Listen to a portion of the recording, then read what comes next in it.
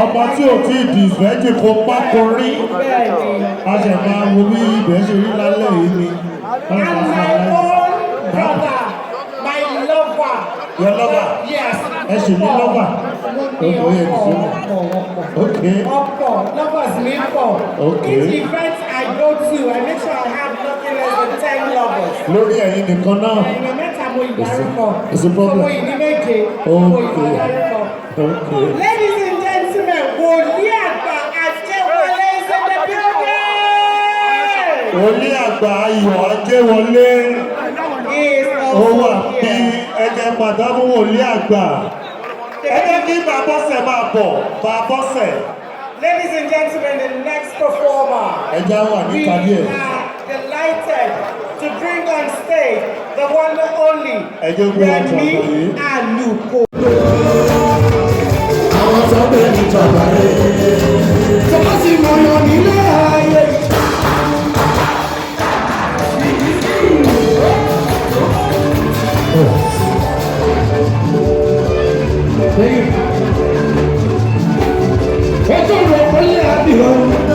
Relationships with all my fans, and I have some die-hard fans, many die-hard fans. Are you with me? What the hell? First bundle, súnmọ́ mi bí, what the hell? First bundle, súnmọ́ mi bí. Ìṣẹ́jú kan pẹ́rẹ́, súnmọ́ mi bí. Súnmọ́ síwájú pé ìdáyọ̀ mọ́jọ́ tó lọ.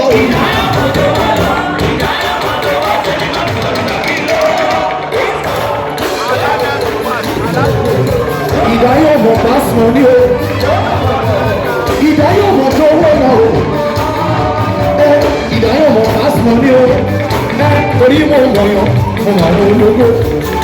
Sátánà, àwọn tó ń pè mí tó àbáyé. Ọdẹ, torí mo mọ̀ yàn, mo mọ̀ àwọn ológo. Àwọn tó ń pè mí tó àbáyé o. Kí ló wí gbọ́? Ìdáyọ̀ mọ̀ tó wọ́ lọ o. Ìdáyọ̀ mọ̀ pásítọ̀ ní o. Ọdẹ. Ìdáyọ̀ mọ̀ pásítọ̀ ní o. Torí mo mọ̀ yàn, mo mọ̀ àwọn ológo. Àwọn tó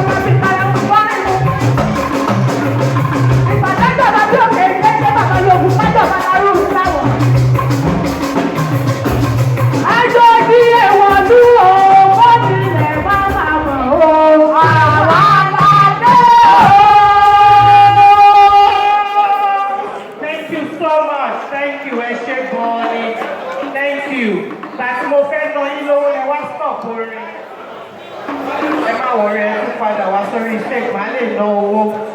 Ladies and gentlemen, Unlimited Musical Concert 2025. Are you ready? Àwọn èèyàn ò dáhùn. Are you ready? I can't even feel myself. I can't feel the fact that I'm in Ibadan. Are you ready? Thank you, Ogaredi. God bless you. Thank you so much.